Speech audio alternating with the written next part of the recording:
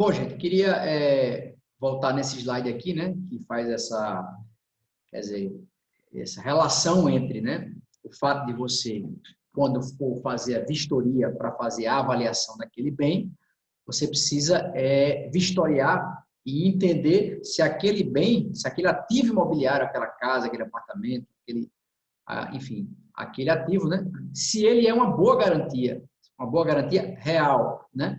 E aí, reforçando, revisitando um pouco o conceito de que uma boa garantia real é aquela que o banco pode executar, se você não pagar, né? Pode tomar de você e pode colocar no mercado de novo para retomar, reaver aquela grana que ele emprestou e que foi mal sucedido naquela operação, enfim, naquele contrato de crédito imobiliário, que é uma coisa muito, muito usual no mercado, infelizmente, principalmente em tempo de pandemia, né? Mas sempre existe isso, né? Algumas pessoas não conseguem e aí o banco toma isso. E aí eu quero cravar mais uma vez aqui.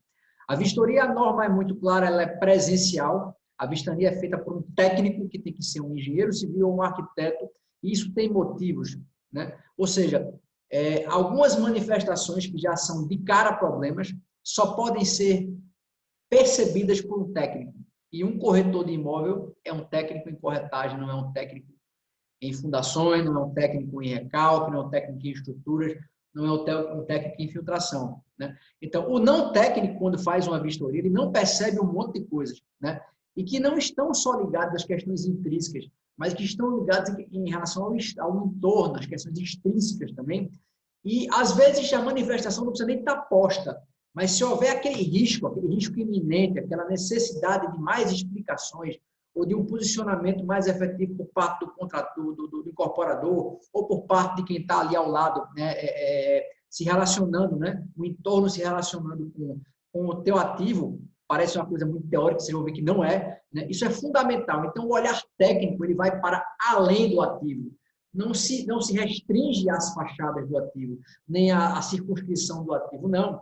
Há casos muito importantes disso, e eu vou trazer eles aqui, mostrando que aquele ativo, ele momentaneamente, ele está legal, mas ele pode sofrer problemas, e esses problemas têm que estar pontuados como possibilidade de futuro a ser tratada, inclusive. Senão, isso não pode acontecer como transação, porque entenda que o banco está alocando recurso ali, né? E o técnico tem a ver com isso, ele tem que dar o fundamento técnico que o banco vai assumir como uma premissa de verdade técnica no laudo, para que aquele ativo seja tomado ou não como garantia. Entenda, o negócio do banco é emprestar dinheiro. O negócio do banco não é executar. Para o banco é péssimo executar. O banco quer que você pegue o ativo, você transforme aquilo em fluxo de caixa para o banco, né? Enfim, não vou falar em securitização, mas o banco ele quer que você pague aqueles juros para ele, e não que o banco tenha que executar você com a escritório de advocacia, botar no leilão. Esse não é o negócio do banco. Então, o banco precisa que você tenha comprado uma boa garantia. E adivinha de quem é a responsabilidade de chancelar essa boa garantia que vai alocar ali 500 mil reais, 1 milhão de reais, 250 mil reais, do engenheiro civil ou do arquiteto, né? Então, é fundamental esse entendimento disso, para a gente, inclusive, entender que é muito além de valor e que o valor está impactado, é claro. Porque, quer dizer, como eu falei, né, um ativo que tem uma condição de manifestação que exige intervenções, né, naquele momento, inclusive, ele não tem liquidez. Então, como é que ele tem preço? Preço é uma relação entre oferta e demanda. Se aquele bem não está ofertado, a demanda vai para um outro lugar. Vai comprar uma outra coisa que não é nem aquele bem. Ele nem preço tem. Ele ainda tem que sofrer intervenção, vai ter que ser recuperação estrutural, vai ter que mexer, infiltração, um monte de coisa. Ele não tem liquidez, não tem IVV. Consequentemente, ele não está sendo vendido naquele momento e o preço dele também está prejudicado. As condições técnicas da vistoria presencial, e a gente vai ver que há condições que só presencialmente, né, não tem como, né, não existe a percepção Wi-Fi nesse nível. Então, vamos embora para começar aqui os casos, os cases concretos, né, que é onde mora o perigo. Bom, aqui a gente usou uma metodologia a lá Evandro Mesquita, né, a metodologia Blitz, né?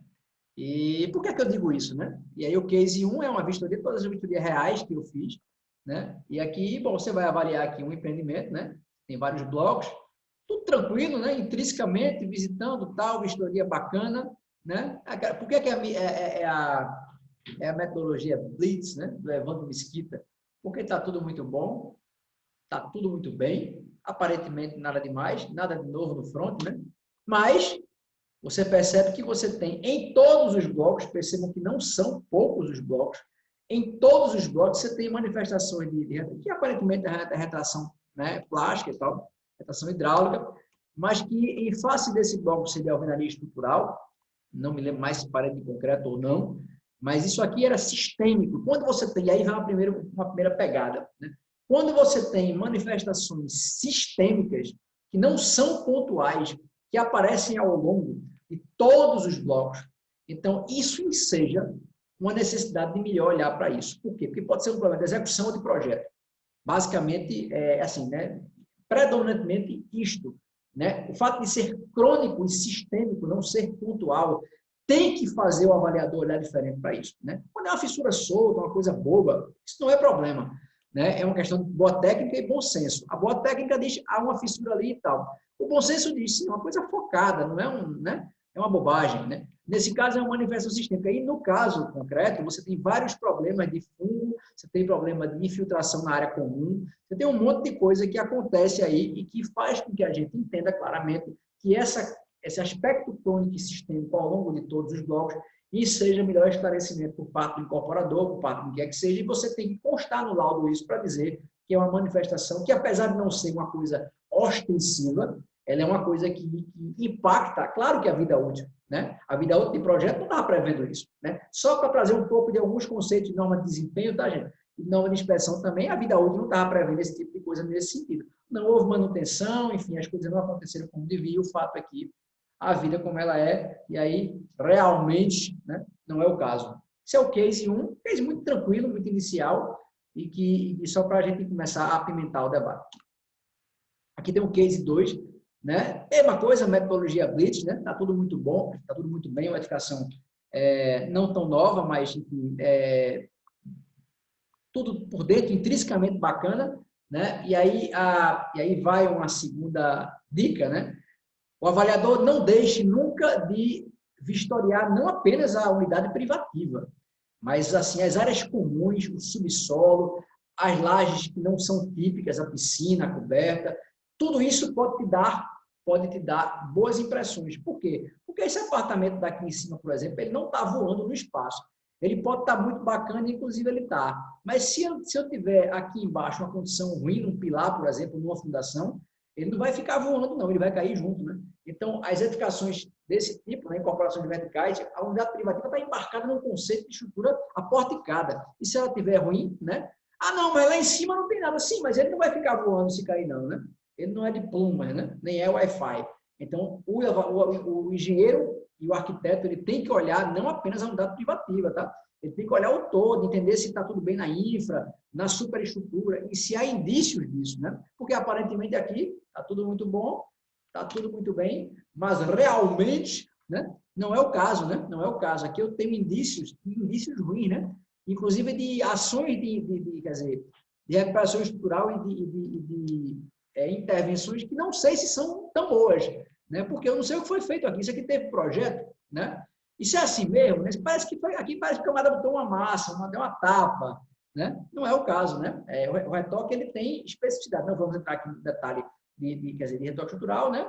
Mas as ações de intervenção estrutural elas têm especificações muito claras e tem que ter muitas vezes tem que ter projeto, tem que ter o olhar de alguém, de especialista, de engenheiro diagnóstico, né? Aqui sensorialmente, né? Clinicamente a gente percebe que é uma doença instalada, né? Se é carbonatação, se é frente de cloretos, eu não estou aqui para dizer exatamente o microscópico disso, mas eu tenho a dizer que isso aqui é área comum, né, gente? De longe, né, como o corretor faria. Vamos passar na frente, né? Ó, bacana, hein? Fachada bonita. A foto aqui, a foto no site de venda está bacana, porcelanato, tudo legal.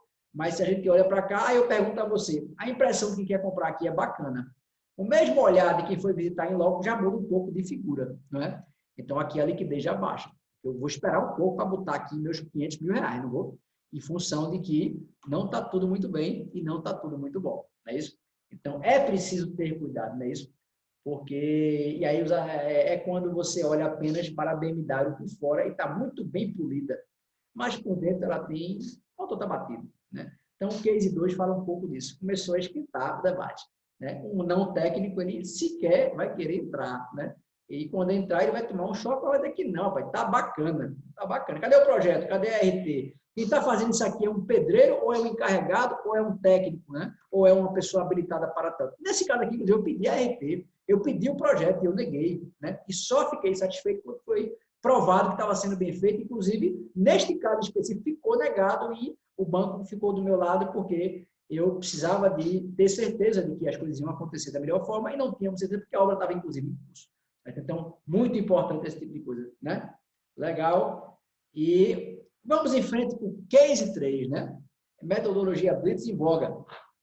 Tá tudo muito bom, tá tudo muito bem, né? Aqui, mais uma vez, bacana, né? Uma sala pequena, tal, tudo certo, tudo bom. Vários blocos de apartamento aqui, né? E, aparentemente, tá tudo muito bom, tá tudo muito bem, né?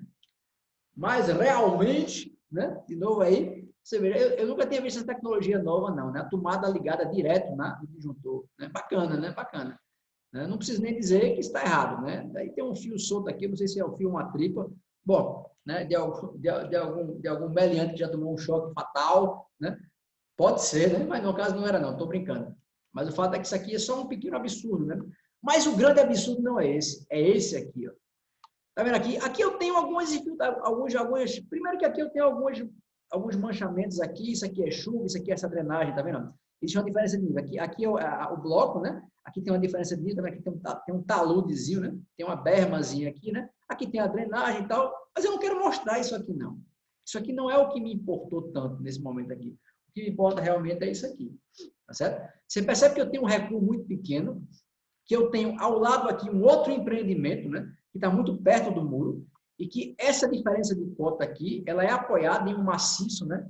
Que tem suas características geotécnicas, né? Mas que está muito perto, eu não tive como vistoriar, e o que é muito preocupante aqui é que esse maciço aqui, sequer ele tem alguma proteção gramínea, né? Isso aqui está quase que careca. Ou seja, como é que está a condição desse... Aqui não sei lá se tem 5 metros, eu acho que não, né?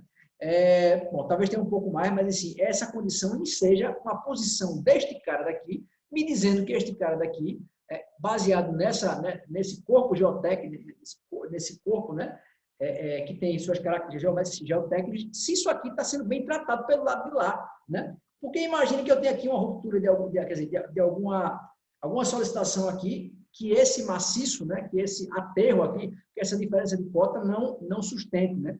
Se aqui eu tenho algum problema de drenagem, algum dispositivo ruim, aqui eu já vi que não tem a grama necessária, não está protegido, isso aqui pode carregar material, eu posso tornar esse aterro instável, né? Estabilidade de aterro de talude é uma coisa séria. Eu tenho grandes cargas aqui, né? Muito próximas, né?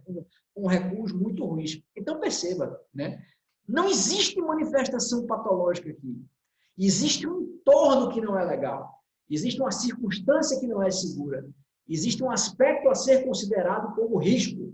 E aí eu preciso buscar as considerações de fundamentos técnicos que me garantam que esse local aqui ao lado ele vai ter uma estabilidade que me faça ter segurança de dar, aí sim, o meu ativo inicial aqui como garantia, né? Essa garantia aqui está em risco, né? É um risco ostensivo? Eu não sei, eu não vi, eu não conheço o projeto geotécnico do que está ao lado.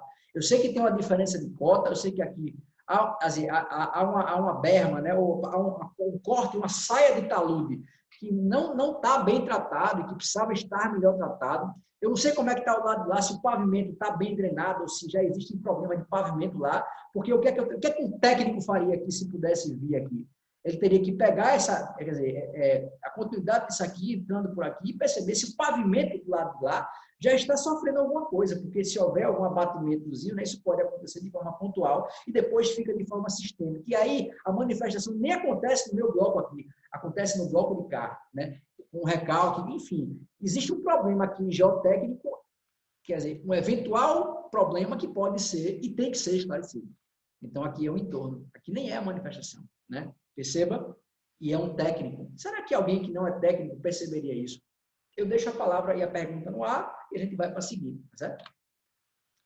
Aqui é o caso 4. Esse aqui eu acho muito legal, né? Porque, veja, é uma casa bacana, né? Um padrão bacana e tal, tudo bonitinho. Nada de errado para mim, tudo certo, né? Aqui. Só que aí você vai fazer ali. E aí, gente, pelo amor de Deus, né? Do mesmo jeito da anterior, né? Não fiquem dentro, olhem o entorno. Se você tem muitos blocos, andem pelo condomínio, andem pelos blocos, percebam a ostensividade das manifestações sistêmicas, percebam as condições geográficas, geométricas, percebam a relação com o entorno, com o vizinho, percebam se não está havendo um recalque ao longo do talude, ou ao longo do aterro, ou ao longo da saia, perceba se não está evoluindo, perceba se não há nada ostensivo. E a gente vai perceber isso aqui também nos próximos eventos, inclusive. Mas aqui, ó, tá tudo muito bem, tá tudo muito bom, só que não. Repare onde o cara implantou, repare o corte que ele deu. Ele não fez sequer uma estabilização desse talude, simplesmente cortou aqui, porque passa uma via, isso aqui é por trás, né? Isso aqui é pela frente, né? É o famoso ativo imobiliário do Célia Santos. Bonitinho, mas ordinário, né? Pela frente ele fala bonito, vira as costas que ele fala mal de ti, né? Ou seja, eu tô aqui, ó, tá vendo? Isso é uma condição muito complicada, né? E aí, né? Isso aqui é um, quer dizer, isso aqui não é nem um aterro, isso aqui é um corte, tá? É um corte. E aí tem um problema, gente. A gente precisa entender um pouco de técnica para isso. Ele cortou essa diferença de nível. Esse cara aqui, antigamente tinha mais massa estradal aqui, aliás, mais massa de terra aqui. Quando você corta isso aqui, você gera uma nova condição de estabilidade no solo, né? Na geotecnia e na condição geotécnica desse maciço, que agora tem uma descontinuidade. E aí você ainda bota uma carga em cima contínua ao longo dele. E aqui ainda passa um pavimento que também tem suas trepidações e suas dinâmicas e tal. Quer dizer, então, existe aqui uma nova condição de conformação geotécnica, de um novo talude, em uma nova condição de geometria com diferença de cota. Não há nenhum tratamento aqui de estabilização desse talude, que foi cortado. E, pelo que eu pude ver, de forma absolutamente assim, discricionária e sem critério. Claro, ação negada, né? Ainda tem mais um detalhe, né? As casas todas coladas, germinadas. Você cai uma, cai toda, né? Puxa uma, puxa todas. Unidos perderemos, né? Então, aqui é muito importante esse olhar para o entorno. Não tem manifestação. Não tem manifestação. E a vistoria presencial é quem diz, né? Eu não vou conseguir olhar pelo Google Earth as curvas de nível, né? Até posso, até tem programas para isso. Você não vai ter essa percepção, né? Você não vai botar o bonequinho lá e vai ver isso aqui. O bonequinho é de 2018, né? A gente está vendo isso agora. Então, pessoal, a vistoria presencial ela é fundamental para olhar essas coisas. Agora, falando sério, eu nunca deixei de falar sério. Eu só brinco porque é meu jeito mesmo de trazer as coisas com leveza, cutucando e colocando o dedo na ferida, né? Quando tem alguns inteligentinhos 4.0 dizendo que isso aqui poderia ser visto à distância, né? Esse cara poderia vistoriar isso aqui sei lá, de Porto Alegre ou da Etiópia e não veria isso aqui e a galadinha estava dada, né? Até o próximo recalque, entendeu? Não faz muito sentido isso, né? Bom, aqui eu tenho uma outra pegada. Mais uma vez, vários blocos, né? Concreto armado, quer dizer, um empreendimento que já está consolidado há muito tempo, é um edifício usado, né? Então, ali olhando por trás, você vê que já há uma perspectiva ruim de manutenção, fachada ruim, né? Então, você tem aqui uma fachada ruim, que eu digo, fachada suja, né? Mal mantida, né? E aí você tem, você começa olhando mais de perto, né? Zoom out, zoom in. Ou seja, o zoom out é olhar o total, né? É olhar de forma distante e olhar o todo para entender. É o que eu sempre digo. Passeie no condomínio, olhe o entorno, veja o que está acontecendo e depois você parte para esse tipo de coisa. Então, você tem, como essa aqui, tem várias, né? Quer dizer, você tem cabeça de viga, você tem fissuras horizontais, fissura de rolamento aqui no fundo da viga, você tem oxidação e você tem até uma graminha, que não é um detalhe arquitetônico, né? Que nasceu aqui. Ninguém colocou, ela nasceu. Isso aqui não é uma sacada, isso aqui é um revestimento que tem uma fissurazinha aqui, ó. Ele é contínuo aqui e aqui tem uma viga, tá? Aí aqui ele abriu e nessa aberturazinha aqui nasceu uma plantinha, né? Ou seja, a literatura nos diz que isso aqui é uma evidência clara de problema de manifestação e tal. Você tem uma série de problemas que aqui você percebe, entendeu? Então, é preciso ter muito cuidado com isso, porque, enfim, né? A gente está colocando o nosso caule, o nosso CREA e a gente precisa... E uma coisa importante, quando você tem uma coisa dessa assim, bata foto disso, por quê? Porque isso é muito ostensivo, isso lhe protege no laudo. O teu laudo que tem uma foto dessa, o meu teve essa foto, ele dá uma consistência muito grande porque ele joga você no terreno do absurdo, né? Ou seja, se você tem alguma questão a tratar do ponto de vista de manifestação, procure sempre mostrar de forma ostensiva. Isso, por exemplo, é uma questão ostensiva. É muito legal ir para o laudo. Porque se você faz isso, de cara você está se protegendo já. Beleza? Algumas dicas aí, né? Bom, aqui a questão 6, né? Mais uma vez, vários blocos, você tem vários blocos aqui, né?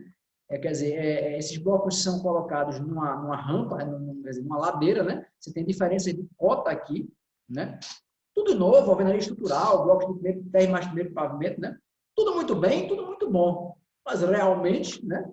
Eu tenho aqui um primeiro problema, né? E aqui é muito legal poder falar disso, né? Quando eu aqui, ó, tá vendo aqui, ó? Eu tenho aqui claramente um puxadinho. Esse puxadinho é alguma coisa não prevista em projeto, né? É alguma coisa que alguém fez sem perguntar a ninguém, com o encarregado, só que esse prédio tem o que a gente chama do módulo principal, né? O módulo principal basicamente é a projeção do pavimento típico. Ele aqui, o que é que ele fez? Ele pegou esse puxadinho, aproveitou a garagem e engastou no módulo principal uma outra carga, que é uma estrutura complementar. Isso perde a garantia. Por quê? Porque não venha me dizer que essa estrutura aqui estava contemplada para aguentar isso aqui. Ô, Léo, isso quer dizer que isso é um peso absurdo? Não. Isso quer dizer que ele fez o que não devia. E a garantia aqui está negada, porque isso nem no projeto está. Então, quando você entende que aquela carga ou aquela edificação tem indícios, aqui no caso não é um indício, é uma evidência muito clara de que alguém fez um puxadinho não previsto que pode solicitar indevidamente a estrutura. Isso aqui faz com que você não aceite a garantia de jeito nenhum. Né? Porque você aqui pode ter carregado demais o prédio, e esse prédio, isso aqui é mau uso, né? Norma de desempenho, né? Você tem que usar bem a sua estrutura, né? Você não pode usar porque não deve. É como se eu quisesse botar aqui a torcida do Flamengo. Também não ia acontecer. Mas tem um problema maior, né? Essa edificação, você tem essa diferença de nível, tá vendo? Porque ela vai aqui, tá vendo? Ela vai caindo, né? Então tem diferença de cota, né?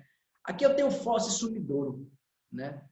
E a fossa e sumidouro, o que acontece é que os dejetos vêm, né? E no final eles vão embora para o solo, né? Quer dizer, eles vão sumindo, né? Para o solo. O problema é o seguinte, perceba que quando você tem isso aqui é uma contenção em pedra rachão, né? E aqui em cima, você teve uma fossa e sumidouro, né? Só que o que aconteceu? O projetista, quando fez o projeto, né? Ele não considerou esta diferença de nível. Ou seja, ele usou uma fossa sumidouro que não devia. Por quê? Porque essa contenção aqui, né, dessa diferença de cota, esse muro de arrimo, ele tem que ter drenos. Por quê? Porque quando chove, né, esse muro, essa conformação, essa contenção de solo, né, esse muro de arrimo, ele contém, quer dizer, um talude também, né, um corte aqui, que vai pegar essa água e vai absorver essa água, né? Então, vai ter um acréscimo de pressão neutra. Então, esse dreno é justamente para drenar essa pressão neutra, para que o solo não fique tão pesado. Por quê? Porque se não tivesse entupir isso aqui, esse arrimo aqui não vai aguentar o peso, ele vai romper e vai trazer tudo isso aqui junto, tá vendo? Então, esse tipo de solução de contenção tem que ter os drenos, por quê? O que está em cima, né? Essas cotas de cima aqui, é um solo, quer dizer, uma área verde que vai ter água, essa água vai ser chupada, vai ser drenada para dentro do solo, e ela tem que ter para onde sair, porque senão ela pode dar muito problema, inclusive aumentar a pressão neutra, aumentar o peso, né, daquela massa, né, geotécnica, daquela massa de solo, e aí essa contenção pode, inclusive, não aguentar a parada. O problema é que eu tenho aqui, então eu tenho que ter o dreno, estou explicando isso. Se eu tenho que ter o dreno, o que é que acontece? O sumidouro que tem aquela água suja, né? Aquela água de dejetos, né? Orgânicos, ela passou a drenar para cá. Por quê? Porque a projetista não viu a diferença de cota, não viu a planimetria, achou que era tudo plano, entendeu? Então aqui é como se ele estivesse jogando, drenando a parte líquida dos dejetos para cá. Resumindo, várias ações judiciais aqui, porque esse tapete verde aqui ficava infestado de dengue, quer dizer, daquela água, né? Aquela água suja dos dejetos, e aí você tem uma solução absolutamente equivocada que gerou uma série de processos por imperícia. Então, aqui, consequentemente, é um problema ambiental, não é uma manifestação patológica. A manifestação patológica aqui, no caso, foi a dengue, né? A patologia do ser humano, em função de uma questão ambiental mal resolvida. O destino final do esgoto estava errado. Perceba, o engenheiro avaliador aqui agora, ele olhou como projetista. Ele viu que o projeto de destino final do esgoto não estava contemplando a melhor solução, dada a diferença de topografia, a planaltimetria que não foi bem pensada. E aí? né? Não teve manifestação, mas é o técnico que tem que fazer. O corretor não faria essa análise, ela é mais profunda, tem que balançar, tem que mergulhar no projeto. Destino final de esgoto, planaltimetria e também bioestruturas, né? Porque aqui você tem um problema a ser tratado. No caso aqui tem mais de um. Não é simples. É muito gostoso, é muito legal para um técnico fazer, o engenheiro ou o arquiteto. Uma pessoa que não tem essa formação não teria essa condição de olhar tantos problemas aqui, né? Então, poucas, no caso, apenas 2 fotos. Beleza, gente?